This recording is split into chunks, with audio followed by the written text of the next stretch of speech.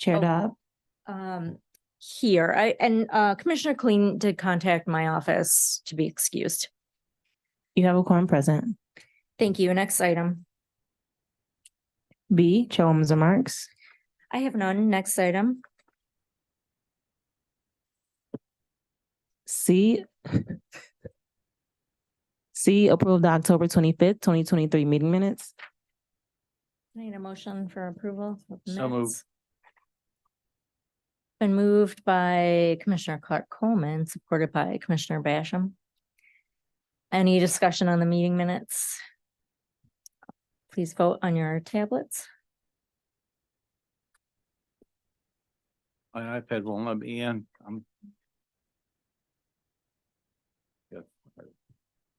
Motion carried. Next item.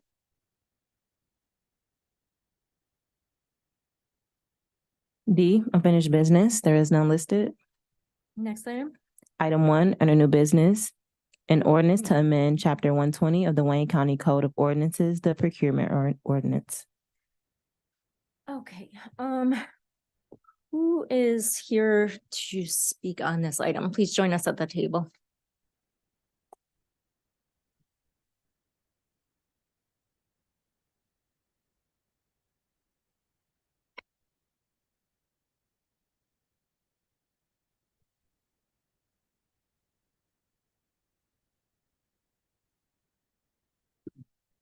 Good afternoon.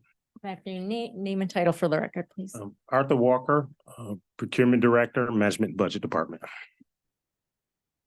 Good afternoon, Sue Hamu, Deputy Corporation Counsel.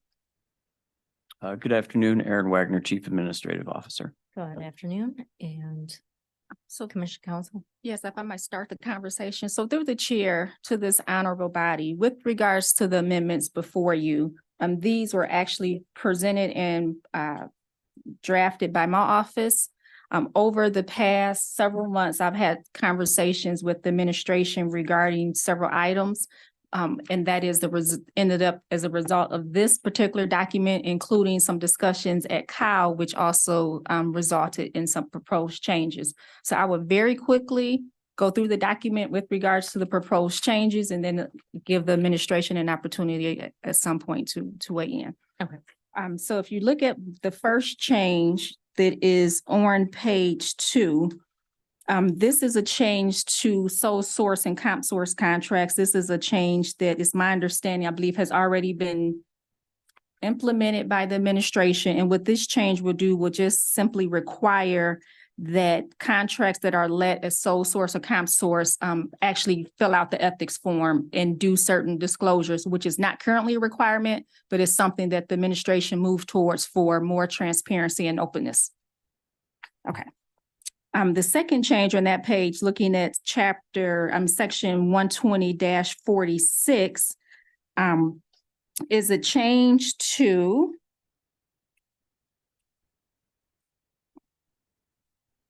require, so also with regards to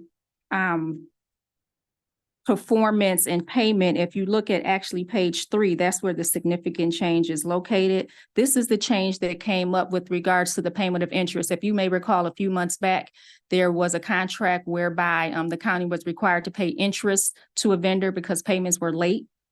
This is that section, and this section actually eliminates that requirement, but retains the requirement that the CFO puts in place a mechanism to ensure that there are timely payments to vendors.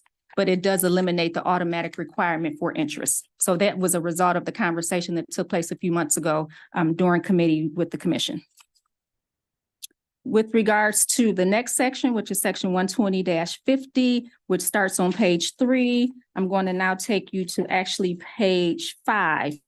What this proposed amendment does would just eliminate from retroactive contracts the exemption for grant funded contracts. We have noted over the last few years that we really don't need an exemption for grant funded because that's a mechanism of payment, a payment source, and there's some dispute sometimes regarding what is actually a grant, but we don't think that this will actually change the retroactive contracts that are currently exempt, and it shouldn't really have any impact on, I think, what the administration submits and how we process.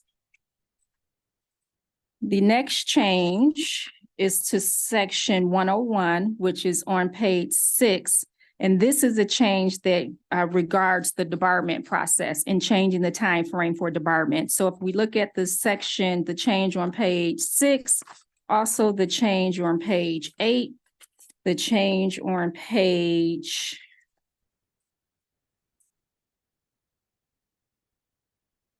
10, there are a few changes. Those changes are related to the debarment process and changing the time frame from 3 years to 7 years. There's an additional change on page 9 that actually changes, and this is again a conversation based on a conversation with the administration, just changing in an amount from 100 to 120 with regards to disclosures, which will again require more transparency and openness with regards to contracts and vendors having to make disclosures. And that is my very brief and quick summary of the revisions. If there are any questions, I am here to answer those. Thank you.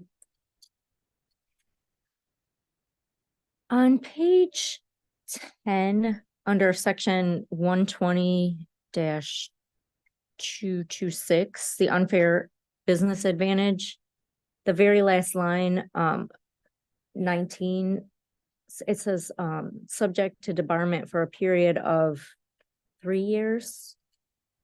It changes it from, is it changing it from 1 to 3? It is. So this is one of the few sections where the current ordinance doesn't require 3 years. So in every other place for debarment, the current ordinance is 3 years. And in this section, it was 1. So where the change was, where the current ordinance says 3 years, we're changing those to 7. In this section, because the current process is 1 year, we only upped it to 3 and not 7. Okay.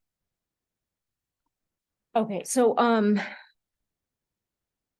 I'll hold questions for now, but hand it over to the administration for any comments, and then we'll go to questions. As we're talking about the debarment changes, I just want to be clear with this body that while we have no objection to changing the time, I want to be clear that that new timetable is not going to apply to the current debarment proceedings that are ongoing.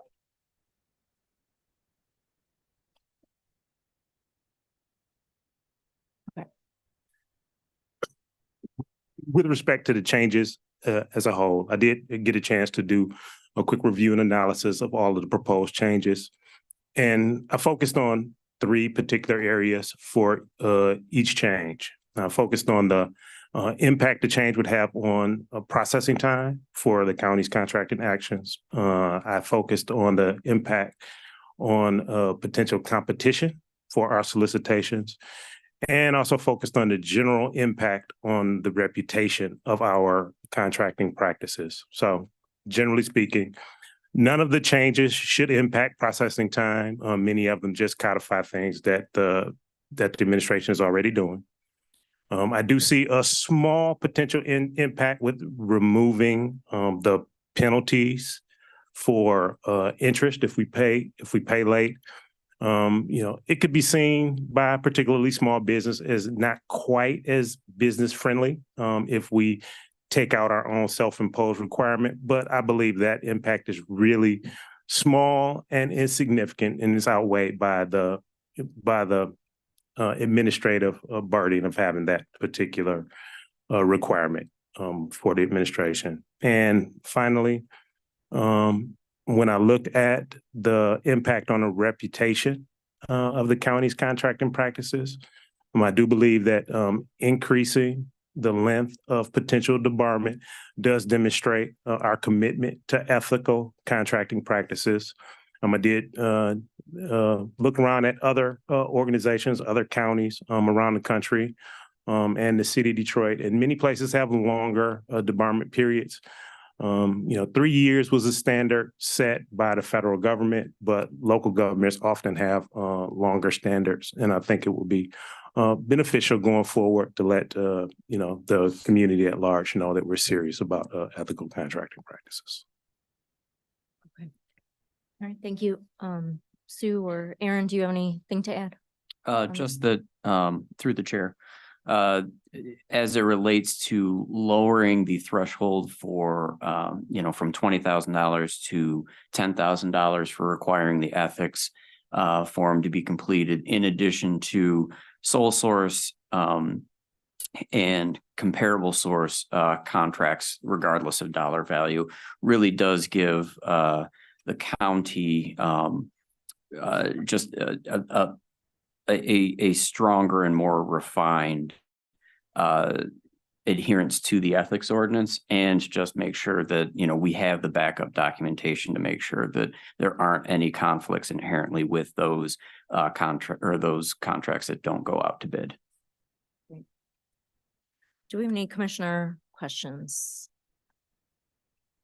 Commissioner Basham? Thank you, Madam Chair. I don't know where I should start, but I've got a number of proposed changes that I was interested in, and I don't know if I should wait till they're all done or whether I should do it now or whatever, but like, for example, I wanted to offer an amendment to exempt MDOT and the Parks millage from the repro activity, because we're getting their money and we should exempt them for that one. And then I've got a couple more, just some of the I got some issues with procurement ordinance to deal with that. Fiscal responsibility should drop it from 150 to 100. That's section 120-84. Support 120-121, dropping it from 150 to it's the executive branch to 50,000, and then the also from the 100 for construction subject to restrictions. The following restrictions are not satisfied, then the post contract should be presented to the commission for approval prior to CEO execution. And for sole source contracts under like 120-33 that are greater than 135, dropping that to 35 and not to exceed 50,000. The justification for sole source shall be submitted to the chair of the county commission for his or her review. And basically sole source contracts for a comparable source basis under 120-33 that are greater than 100, dropping that to 25, but does not exceed, we go from 115 to 35. And that's pretty much it. That's enough, isn't it? Thank you. You're welcome. Commission Council. Can you advise on what we should do here? So Commissioner is offering amendments to the proposed ordinance revisions that are in front of you. The first amendment is in a section that's currently in the document before you, which is page 5, regarding retroactive contracts. And we are currently taking out, as I mentioned, grant funded contracts. Commissioner mentioned potentially adding to exempt MDOT, because MDOTs often come on their own time frame, and we don't reject them. So exempting them from retroactivity, and potentially park contracts that are, I'm assuming, specifically funded with the parks millage, which I don't think we also mark as retroactive, but sometimes come late. So those are things that I think are in our current practice, but are not currently technically exempt and are technically retroactive when they are received before this body, though I don't believe we're currently treating them as such. So that is a section that is in the current document before you. It is up to the members of this body right now if you want to add that into this or not, for consideration to move forward to the full board. The other amendments are offered on a separate document. These amendments essentially take the delegated threshold amounts throughout the current procurement ordinance down to the levels they were prior to COVID. The commission changed and increased those amounts, I believe, towards the end of 2020. Commissioners recommending those be increased back to those pre-COVID levels. If this committee so desires, you can vote to add. It is up to the members.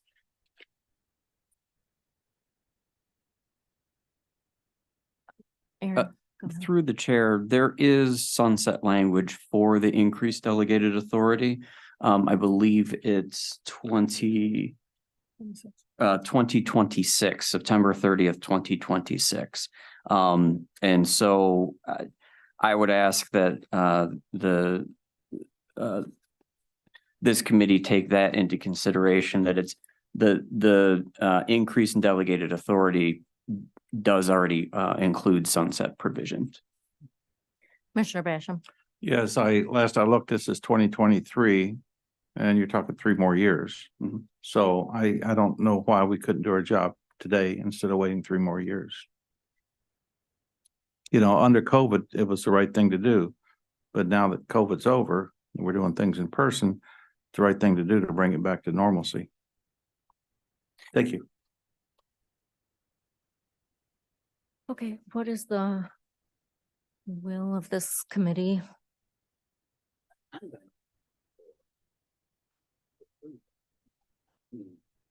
Can you use microphone on, As amended? Commissioner Clark Coleman? Your microphone. From a procedural perspective, I don't know that Commissioner Basham made a motion to add his items to. So No, just to be clear, and I don't think we have any motions on no, there's no motions. on the floor right now.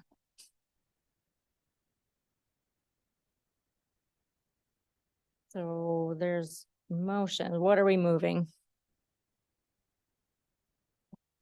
Oh, I was just gonna move the item. The way that our general counsel had presented it. Okay, it's been moved as presented by,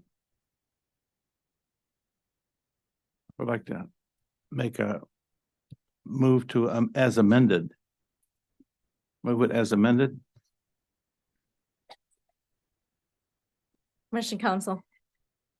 So you have a motion on the floor. I didn't hear a second. So if there is a second. Okay, so you currently have a motion on the floor to approve it as As presented presented by Commissioner Clark Coleman. by Commissioner Clark Coleman. I think Commissioner Basham was making a motion to add his amendments to approve it as amended, but we need a Yes. second in order for that to move forward.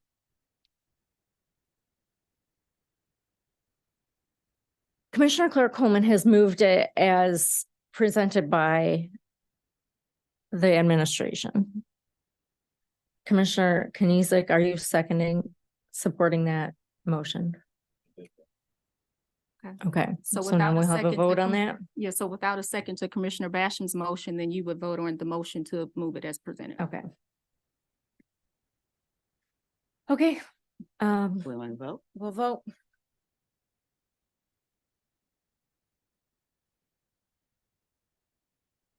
Motion carried. All right, next item.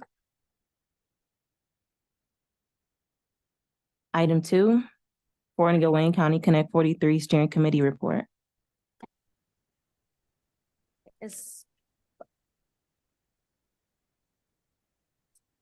Hi, this is Mike Jameson, on the phone. Can you guys hear me? Yes, we can. Thank you for joining us. Good afternoon, Patty Hollenkamp, Project Coordinator. Okay, thank you. Can you give us a quick update on the Connect 43 report? Absolutely. So, after, last month's meeting, we met with, commission staff and what you're looking at is a, proposed change to the, format, and more content, in that change. Essentially what the prior format, which I believe was probably grandfathered in from the project's inception, was a summary of the information that we regularly present in our steering committee deck. And so the proposal was to provide the GovOps committee, the steering committee deck, which provides the same information. There's a summary page that's similar to the summary on the prior iteration of the performance report, and then also provides more detail on all of the components beyond what was previously presented. So it's more informative It's a faster process for us to turn around. We also include the meeting minutes. So the GovOps committee gets the opportunity to review not just the actual deck, but then the minutes that capture the discussion from the meeting. Okay, any commissioner questions on the Connect 43 report, item 2? Mike, is there anything urgent that we should be aware of from this report? Not from the deck. So it was this deck was essentially capturing September, which was also the last of the previous formats report. But just as a high level update and just giving you a heads at what you see in the next iteration, conversion was completed. We are now preparing for what we call systems integration testing. As of today, the Connect 43 replan was approved. There's a slide in there that talks about the replan, and that's essentially the revised schedule reflecting new go live dates for HCM, EPM, and ERP. This was also, just as a heads up, this was also the first deck that was done by Oracle as the new PMO transitioning from Guidehouse the prior month. So there's subtle changes to the deck, and there'll be further refinements as we go along, starting with the steering committee deck that'll be provided in the next few days. Okay. All right, thank you. Is there a motion to You got it. receive and file this item? Okay, it's been moved and supported. Any other questions? Please vote. Motion carried. Thank you. Thanks for joining us. Thank you. Next item. Item 3, requesting commission approval of retroactive amendment 10 to a 3-year comparable source contract with 2 one-year options to renew with AT&T Corporation to continue providing Centrex telephone services and adding Centrex disconnection services. Okay, do we have any questions on item number 3? All right, hearing none, let's vote on this. Oh, we need a thank you. Somebody's Just jumping ahead here. It's been moved by Commissioner Basham, supported by Commissioner Clark-Holman. Please vote. Motion carried. All right, next item. Item 4, requesting commission approval of a 3-year contract with 2 one-year options to renew with Trace 3 LLC for dual multi-factor authentication licenses. Any questions on item 4?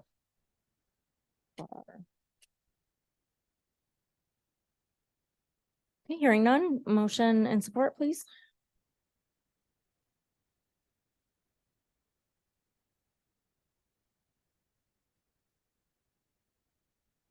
We have a motion and support. Please vote. Motion carried. Next item. Item 5, requesting commission approval of a contract with 1 2-year option to renew with Trace 3 LLC for Cisco SmartNet support licenses. Any questions or discussion on item 5? All right, I think we're all set. If we can get a motion and support on this item. Been moved and supported. Please vote.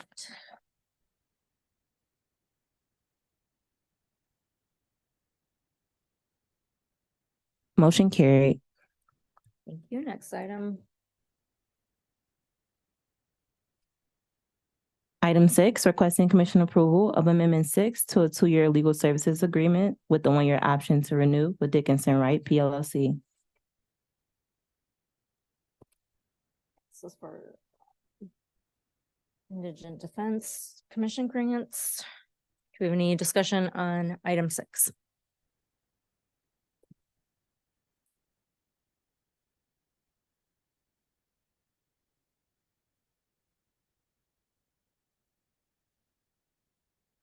Our motion moved by Commissioner Clark-Holman, supported by Commissioner Basham.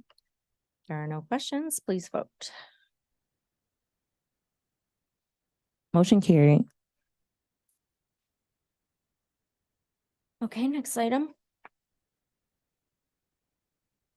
Item 7, requesting commission approval of a resolution delegating authorization of case evaluation awards and proposed settlements on cases up to $20,000 to Wayne County Corporation Counsel. All right, Sue, would you mind?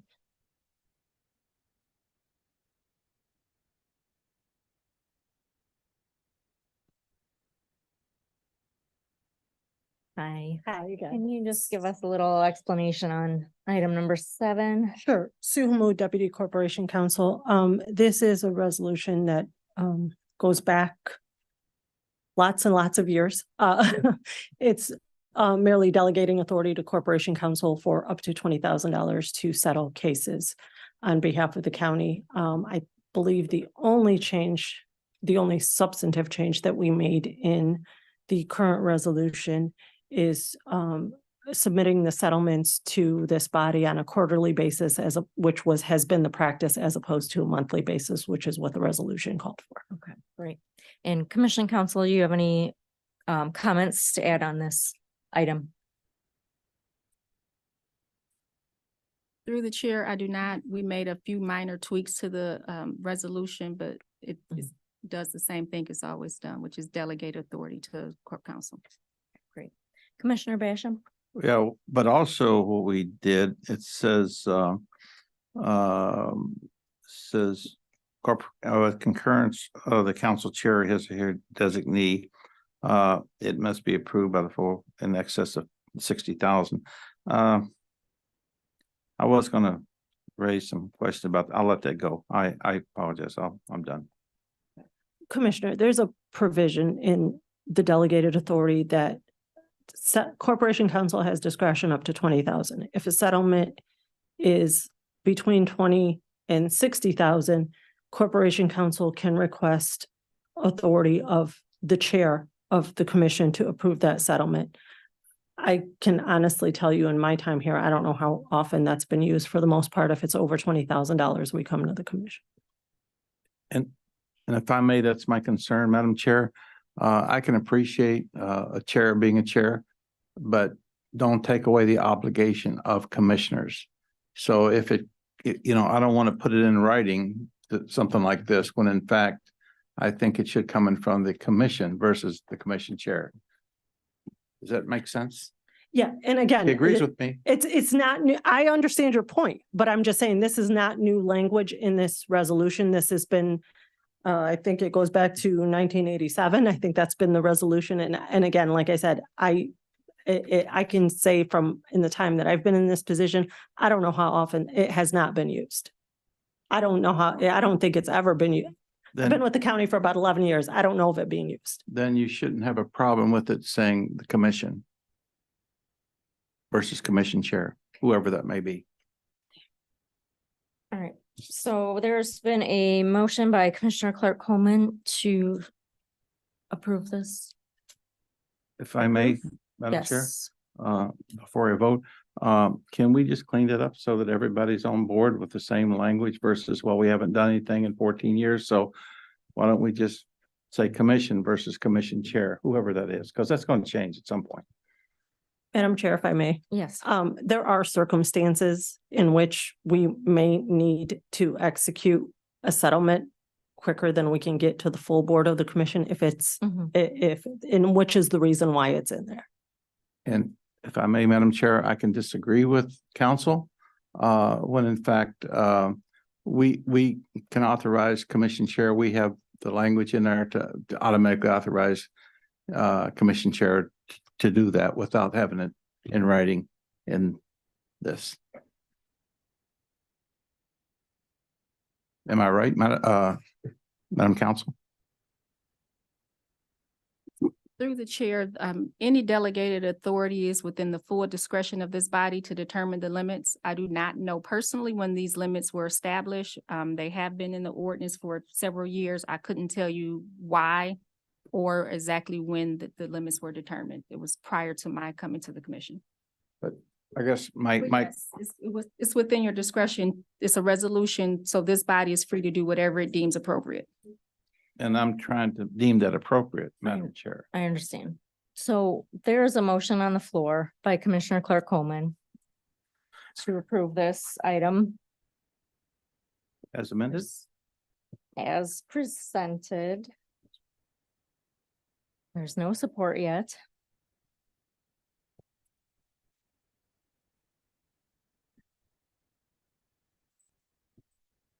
Commissioner Kniezek. Thank you. Generally, I like to amend things that have been around since I was 1 year old. It's also tough too, to be asked to vote on amending things. With all due respect, I know I pissed you off earlier when I didn't, when I seconded it. When I haven't had a chance to discuss it or talk about it until us being here in the committee. So, you know, I don't disagree with what you're saying, Ray, or Write that Commissioner. down. I really don't. I really don't. Maybe there's some happy medium, maybe there's not.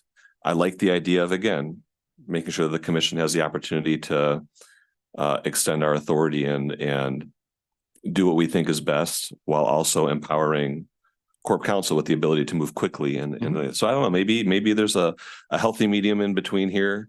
If you're open to it, Sue, perhaps we can move forward with this today, just so that it can go to the full board. But then the conversation can take place between you and Corp Counsel to make sure that we're able to get the representation and the oversight that you're looking for, Commissioner, while also being able to move this forward.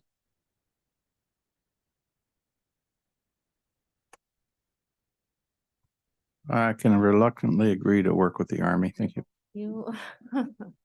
Okay, so Thank you, Commissioner. what are we doing here? You seconded.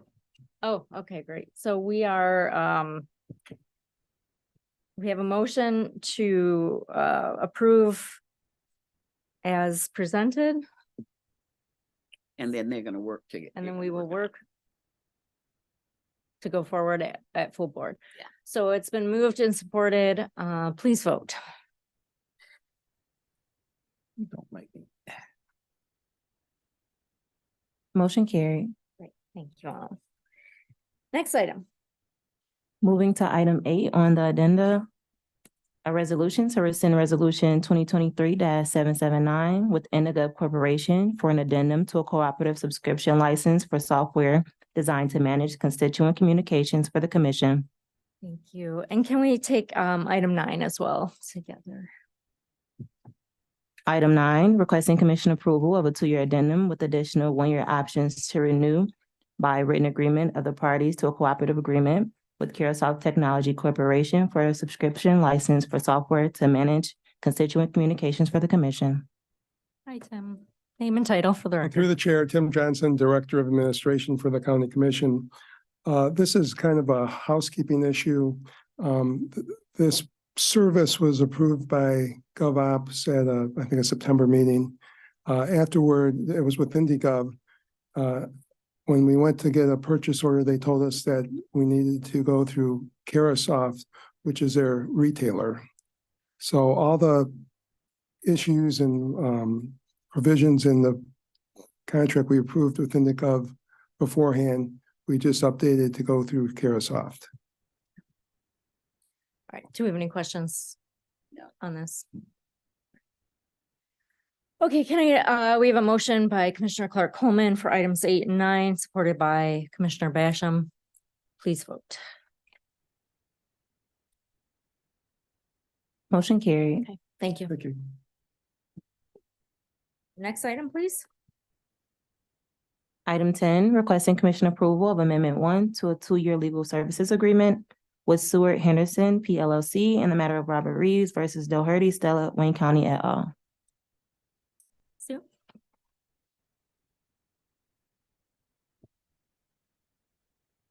Good afternoon.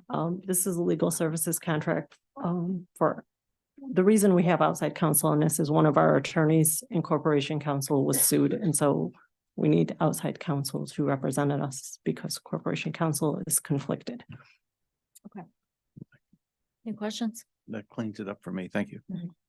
Been moved by Commissioner Clark Coleman. Thank you, support. Supported by Commissioner Basham. Please vote. Motion carried. Next item. Item 11, requesting commission approval of retroactive amendment 1 to a legal services agreement with Mike Miller Law Firm, PC, in the matter of Babcock et al. Versus Wayne County et al. Hello, name and title for the record. Jim Jernigan, Assistant Corporation Counsel. Is your mic on? Now it is. Jim Jernigan, Assistant Corporation Counsel. This is the First Amendment to a legal services contract with Miller Law Firm, who is handling a Americans with Disabilities Act piece of litigation for the county. This would extend the Miller Law Firm's term for essentially for a 2-year contract to April 30th, 2025, with a maximum not to exceed amount of $272,834.08. Okay. Any questions? It's been moved and supported. Please vote. Motion carried. Thank you for joining us. You're welcome. Thank you. And next item. Item 12, requesting commission approval of Amendment 1 to a comparable source project representative owners representation agreement with Carter Global Associates LLC to continue acting in fiduciary capacity to the county to represent the county's interest in the design and construction of the criminal justice complex. Right. Who's here for this item? Aaron. Through the chair, Aaron Wagner, Chief Administrative Officer for the administration. So there were quite a few fiscal questions on this contract, and some of them, a lot of them were just answered and some of them were not answered. So I'm going to hand it over to our fiscal team to ask some questions first. Just start with that. And then we'll Through the chair, send it over to commissioners. Yep. If that's all right with our fiscal team. that's fine. We address one of the questions that we have, question number 4. We asked the question, what are the outstanding bills to date? And the response was the last invoice the county paid was for the month of April.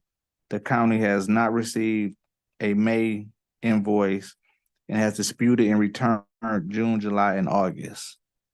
So we didn't have time to follow up to inquire, why the dispute. Was it the amounts or Yes. and what were the amounts, I guess? So it wasn't a total answer of the question, left questions that we didn't have time to respond to. Through the chair, the invoices that were submitted and received for June, July, and August did not follow the pricing this pricing schedules as set forth within the contract.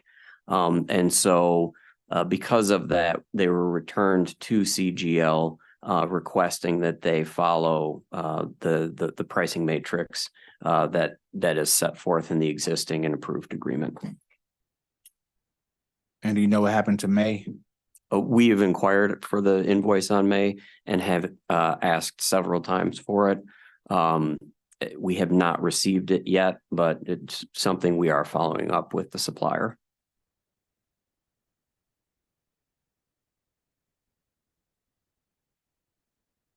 So the last invoice the county paid was for the month of April. That is correct. When was the last time they sent us a bill? The August bill that we received in Okay, return. so they did send us a bill in August. Well, I'm assuming like September, they sent us We have not received a September bill yet. And so but I'm saying they sent us the August bill in September. I believe we received it in September. I'd have to go They- back and validate, but yes. The last physical invoice we received from them Yeah. was for the month of August. Okay.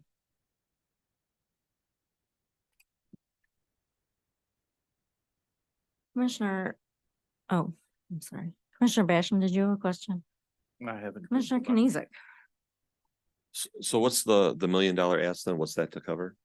So the way that the agreement was set up, when it was initially written, we set a cap amount of, I believe it's 6.2 million that would take us up to July. Because back in 2018, 2019, when this contract was contemplated, we thought that we would have been completed with construction of the project. The term of the agreement is until the project is completed, so there isn't a hard date. There was just a date for that cap. There's language in the agreement that was approved that contemplated if we went beyond the cap, a separate pricing mechanism would past the cap, there were set prices that we would pay in the agreement. This $1 million is to contemplate the funding of past that cap, because the initial approval was for or took us to the cap amount. And now that we're past the cap, we're just adding additional funding to the agreement. So it's authorization. It's not the an actual- authorization. It's not an amendment of the contract because the contract already contemplates it. It's just authorizing a dollar amount over the cap. Can you help me understand then too? So if the 6.2 is what had been authorized up until that July drop dead date, but there's some outstanding issues around the invoices that have been sent or returned. Have we exhausted the 6.2 No, without the completion of those? we have not yet. To date, hang on, I've got that answer here. I want to say there was about, bear with me here. To date, we've paid 5.8 million approximately in invoices. So, and that amount would have taken us under normal circumstances to the July date. And so post July, the amounts or the bill rates are set in the contract. The invoices we received deviated from that. So they were returned to make sure that those bill rates were in line with what the contract contemplated. So if we've paid out 5.8 so far, you're asking for an additional one, anticipating that we're going to hit the 6.2 cap. How many months worth of invoices are still outstanding from them? With the ones that were returned, and then I think one new one that's since come through. So we would need to pay May, June, July, August. We've yet to receive a September invoice, and then October would also be contemplated in that. And you anticipate that this additional one to take us to 7.2 is enough to satisfy all of those, or Yes. will we be coming back asking for more? We do not anticipate coming back asking for more. Okay, thank you.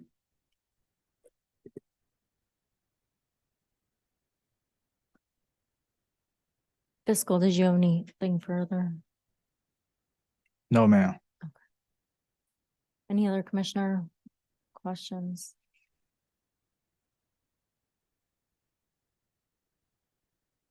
Do we have a motion? Been moved by Commissioner Kunizek. Supported by Commissioner Clark Coleman. Please vote. Great. Thank you, Aaron. Thank you. Okay, next item. F, such other matters as may be properly submitted before the committee. There are none. Next item. G, public comments. Does anyone here wish to address the Committee on Government Operations? Is there anyone on the phone or on Zoom? Do we have any emails? No hands raised on Zoom and no emails are received. All right, anyone wishing to make a public comment, please speak now. Last call for public comments. Hearing none, next item. Adjournment. Motion for adjournment.